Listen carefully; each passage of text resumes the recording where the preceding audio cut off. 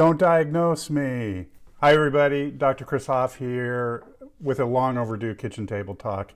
Glad you're here, but today's topic is going to be about an alternative to the DSM. And even though diagnosing self and others is all the rage these days on the social medias, today I wanted to talk about a new framework that is emerging as an alternative to the DSM, or Diagnostic and Statistical Manual of Mental Disorders.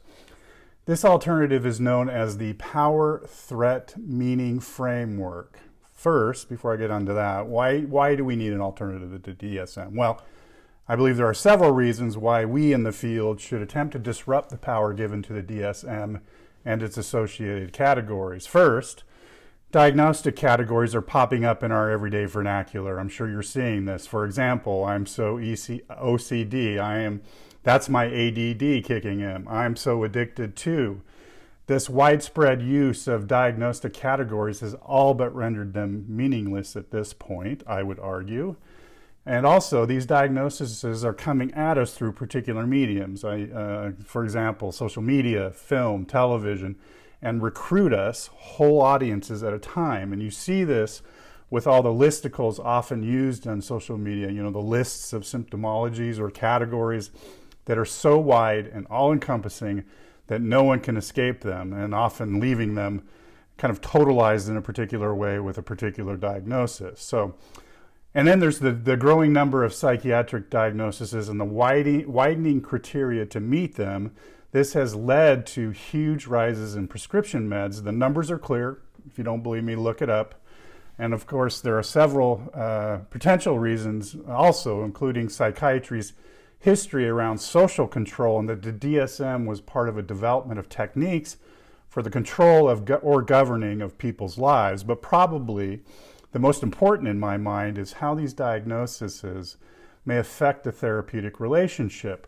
Carl Rogers, yes, that Carl Rogers from many years ago, believed that when the therapist's reality was privileged and the power of evaluation rested in their hands, the quality of the relationship suffered. Under these conditions, professional evaluation, it would be impossible for the client to actualize a self according to their own values and judgments.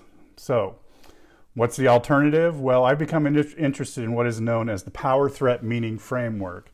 The Power Threat Meaning Framework was developed in the UK and was co-produced with service users and applies not just to people who have been in contact with the mental health or criminal justice systems, but to all of us.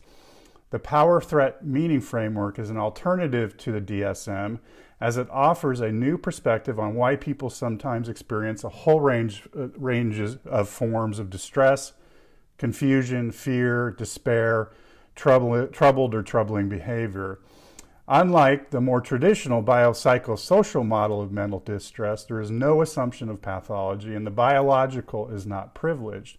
The PTM takes the position that the challenges folks often face are not fundamentally biological, but experiences of embodied, meaning-based threat responses to the negative effects of power. So how does it work? Well, the main aspects of the framework are summarized in some questions, which can apply to individuals, families, or social groups. What are the questions? Well, first, what has happened to you? How is power operating in your life? Second, how did it affect you? What kinds of threats did this pose? Third, what sense did you make of it? What is the meaning of these situations and experiences to you? And fourth, what did you have to do to survive? What kinds of threat responses were you using or are using? You can also add a couple of questions to help bring forward skills and resources people might have, and how you might pull these ideas and responses together in a narrative or story. And these couple of additional questions are, what are your strengths or resources? Otherwise, what access to power resources do you have? And what is your story? Big question, I know, but how does this all fit together?